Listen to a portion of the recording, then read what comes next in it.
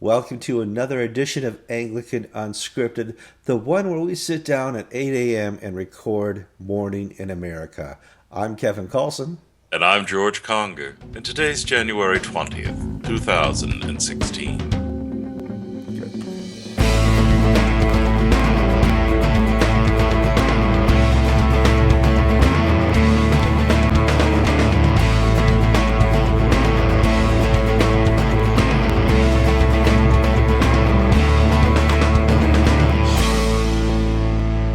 Okay, as we indicated in the opening, it's before God is awake. The sun is just barely rising in the east here, and I have to record early this morning because I'm off to Anglicans for Life. They're having an event tomorrow in Washington, D.C. I rented a 4x4 SUV from Avis because apparently coming back I'm going to run into a snowflake. Kevin, I really think you should take your dog and some snowshoes and just pretend it's the Iditarod and just mush down there because you're gonna have a foot of snow. Well, I'll tell you, yeah, according to the weatherman, this is day after tomorrow, Armageddon, Snowmageddon, Goremageddon, call what you want. So do keep the people traveling to Anglicans for Life in your prayers. This is the first time I'm going down to cover an event. Based on the weather, I'm bringing all my live streaming equipment because it could be me, all the Anglican bishops, and the teachers, and empty pews. We want to be sure that as many people see what's going on as possible. And we hope the internet stays going. We'll have to see how it works, but keep everybody in your prayers. George and I wanted to sit down today and talk a little bit about what's happened since the primates meeting. You've heard the angst, the gnashing of teeth, the wailing, all the stuff from the Old Testament you thought would happen when people got mad at God. Well, that's happened here in the Episcopal Church. And George and I have discovered it's kind of moved into three camps, and we're going to have George talk about camp number one. What's the first response we're hearing, George? The smallest response is of those Episcopal bishops like Greg Brewer of Central Florida, George Sumner of Dallas, Dan Martins of Springfield, Matt Gunter to a lesser extent, Edward Kanischke of Oklahoma also, who are saying, brothers, the primates are right. We need to rethink this. But they're doing it in a loving, non-confrontational way. They're not going, nah, nah, nah, we told you so. They're not doing that. I have not seen any I told you so's. I have not seen any responses that say na na na boo boo. So Well, they are offering, brothers, let's reason together. Let us see where the Holy Spirit is leading us. So that is a very powerful witness because they're taking seriously the primates' call. Then there's the largest group, which are people like the Bishop of Rhode Island, for instance, who are saying that we continue to support the gays and lesbians of the Episcopal Church and their agenda, but we also need to pray and think about what the primates have said. Now, you can be critical and say they're agreeing with both sides, or they're talking about both sides of their mouths, but I think that they're taking an honest. They are trying to respond to this with integrity. Mm-hmm. They believe they have taken the right course, but they will rethink. But that doesn't mean they're going to change. And then the third level, George, the kind of what we expected level from the Episcopal Church. Yeah, some of these are thoughtful, like Bishop Wagner of Spokane said, yes, the primates have spoken, but there's not going to be any change here. And then there are things that are triumphalistic, militant, nasty, borderline racist. Not all of them. Some of them are well argued, well thought through, but then there's some that are just frankly ridiculous. Now, friends, you can go through Anglican Ink. and read all of these statements, and you can find the real howlers. But it just is so depressing to see how dumb some people can be who are bishops. And we're not pointing out any individual who's dumb. There's a level of response that has been dumb, and a lot of that is just the lack of theology that's coming from that level. There's no reasoned argument. in Christian theology, in science, in anthropology, in any realm other than this is what the Holy Spirit is telling us now. And it's just like, Yeah, ugh. there, there's a lack of intellectual maturity, intellectual integrity. They can't string a sentence together. Mhm. And then there's also, for a small group, a total lack of introspection and perspective. I am bishop. I am God on earth. Therefore, I don't need to justify or to think through. My word is my command. Mhm. Um, this is again a small minority, but we are seeing.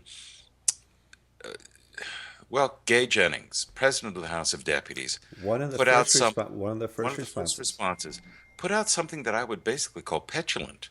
It's it was written on the level of "You're not the boss of me. Hmm. I'm going to. You have no legal authority to tell me what to do. I'm going to show up at the meeting. I'm going to do what I'm going to do."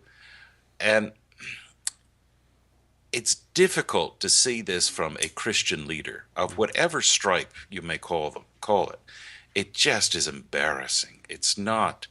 Now, I know the sentiments are applauded by militants in the on the progressive side of the Episcopal Church, but the way it's expressed is so.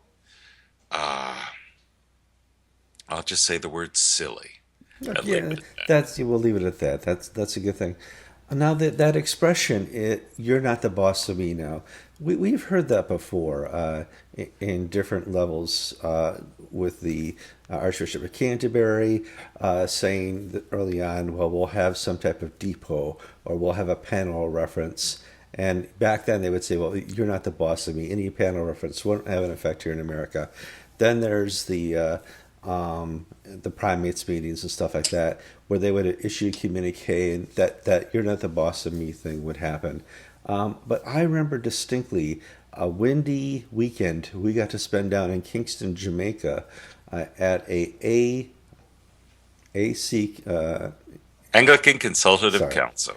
anything before 8 in Ackerman, it ain't gonna work. The Anglican Consultative Council, where we went down there and covered. I guess it was Anglican Council 14.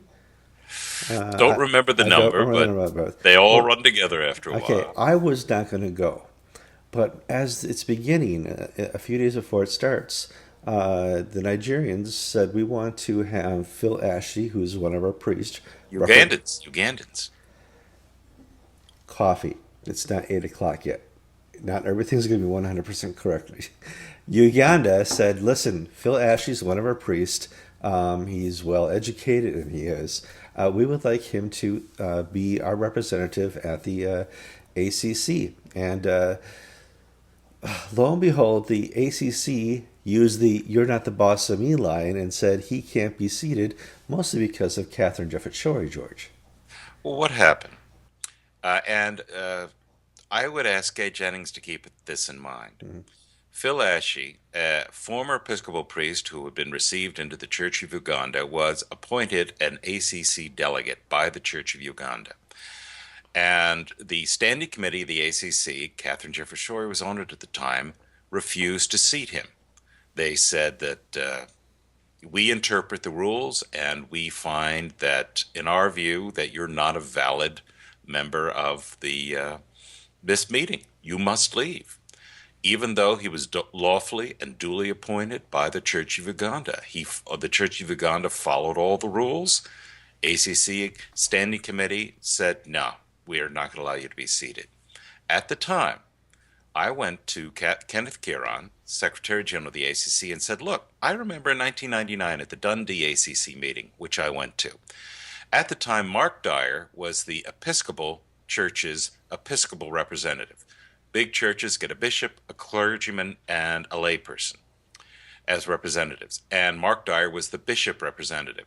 Now, the rules clearly state that that bishop must be a serving bishop. Mm-hmm. Mark Dyer was retired at that point. He was not a diocesan bishop. He was not a suffragan bishop. He was a retired instructor of Virginia Theological Seminary. I said, how are you allowing this man to be seated when the rules say you can't? ACC Secretary General John L. Peterson said, well, we defer to the member churches to decide who their members and representatives are. I said to Kenneth Caron, now you're telling the Church of Uganda that they're not allowed to choose who their members are. Kenneth Caron's response, which was recorded for immortality, and you could see it in Anglican Ink and Church of England newspaper reports, was that was then, this is now. Isn't that a wonderful theological argument? So now that was then, this is now.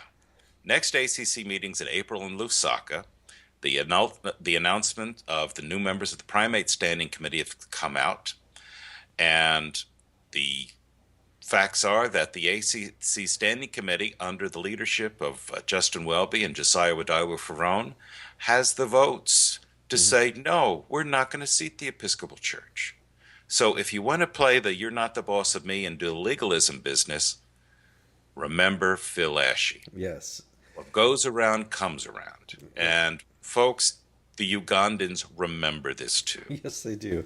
And we actually have it on video. That was Jamaica was kind of a turning point for journalism and the Anglican Church, or at least the Anglican Consultative Council. Now we. So, and because there have been people like the dean of the Berkeley Divinity School at Yale has put out this little blog post that has gotten a lot of attention from liberal bishops saying, oh, well, the ACC is not subject to the orders of the primates. And a professor of canon law has said the same thing. Well, Peter Old, our compatriot here on Anglican Unscripted, has a story up on Anglican Ink where he essentially says, well, that may be true in a legal fashion, but it shows that these guys have no clue as to what happened at the primates meeting. Let's say it is true discipline. Munir Anis, Eliud Wabakula, other primates have all on the record said the Episcopal Church has been suspended and disciplined. And if that's the case, we've got the legalistic response, which ends up with being the votes are there to suspend the Episcopal Church. Yeah, I think the only people who think this is a consequence are Archbishop of Canterbury, Justin Welby, presiding Bishop Michael Curry, and Fred Hiltz of Canada. Everybody else, when they made the reports, wrote discipline, they wrote suspended, they wrote out, but some people just wrote consequences. And when I look at that, consequences versus discipline, here's what I see a consequence. A consequence of the Episcopal Church's action of the last dozen years are 750 deposed priests, 30 million spent on lawsuits. The list could go on and on and on. Empty pews, closing churches, dioceses leaving the Episcopal Church. Those are consequences. When you get to sanctions, that's what happened here at the latest meeting in Canterbury, where you have been disciplined for your actions. It's not a consequence. That's ridiculous. The consequences are the empty pews. Well, so if you take the legalist approach, then the structures giving the ACC Standing Committee oversight of the meetings means you're out of luck, Episcopal Church. Now let's just follow the Justin Welby line. This is consequences. Well, Peter Old addressed this on the post I mentioned, where it says, then the legalism is immaterial. Mm-hmm. If this is consequences, and if this is being disciplined with love, legalism has no merit here. It's up to the Episcopal Church whether or not it will reform itself. And this is what Justin Welby's and Michael Curry's line is that these aren't sanctions, this is consequences, and we need to think and pray and how to act. Well, if that's the line they're taking, then this hyper-legalism of Gay Jennings totally misses the point. It does. So, in other words, whichever way they go, they're not going to win. Now, a lot of people are asking me, well, what do they have to do to return? And I'm like, well, that's the unclear part. Is this just a timeout for 3 years and you get to come back automatically? Or is there going to be some structure set up by with which you have to perform some acts of repentance and that type of thing to return to the fold? You erase the canons of same-sex marriage. You take back a couple steps of where you've gone to. George, do we have any further knowledge on that? Yes, we do. And here there's the knowledge tinged with speculation and perspective, because there are things that the GAFCON and Global South primates think that they did, and then there are things that Justin Welby thinks that happened. A task force is going to be appointed to oversee the Episcopal Church's response to this, appointed by Justin Welby. It'll be important to see who's on this task force. There are primates meetings scheduled for 2017 and 2018. Summer of 2018, the Episcopal Church General Convention meets. The primates meetings will, in essence, have interim reports on where the Episcopal Church is headed. And in 2018, if 2019, when the 3 years is up, if they've not turned the corner, I think we can expect that those Episcopal bishops who refuse to conform to the wider teachings of the Church will not be at the 2020 Lambeth. We will see what we're hearing is that it's not so much a blanket discipline of the province, but of because that would be suspension, and we don't have suspension. No. We have consequences, and the consequences for bishops who teach false teaching is that they will no longer be recognized in the wider councils of the Church as bearing that charism of episcopacy. And that may sound strong, but that will be the effective result. So you will not see one province replace another. You will see sort of a dissolution of these provincial. Let me put it this way. The ACC and the current Instruments of Unity are like the League of Nations. They're history. They're over. And we're looking for a new way of relating. Rowan Williams started this ball rolling when he wrote to John Howe a number of years ago, Bishop of Central Florida, saying the primary relationships are diocese to diocese, bishop to bishop. Provinces are just a convenient grouping. I think that's where we're headed. It might be. Yeah. And some Episcopal dioceses will be in, some will be out. ACNA will be in, I assume, on one level or another, if they want to. Because one of the things Foley Beach says is we really have to think whether we want to be part of the ACC. Why do you want to join a dysfunctional group? The most dysfunctional group in most Christendom, yeah.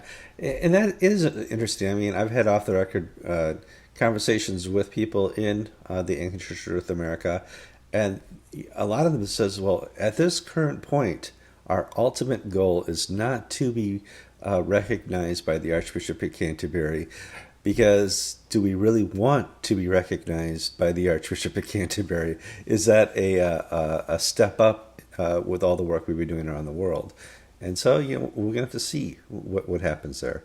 George, we've come up on our 18-minute time limit where we like to give people a chance to actually get back to their lives.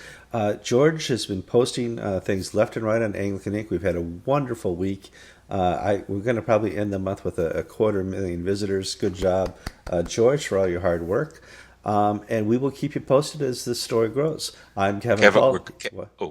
We're going to end the week. We're going to end the week with 250,000. Yeah, okay. All right. Let's see. I finally see the sun coming up here. The coffee's starting to take effect. Really? What were we talking about for the last 18 minutes? It's starting to catch in here. So I'm waking up now. Good. I'm Kevin Carlson. And I'm George Conger. And you've been watching episode 214 of Anglican.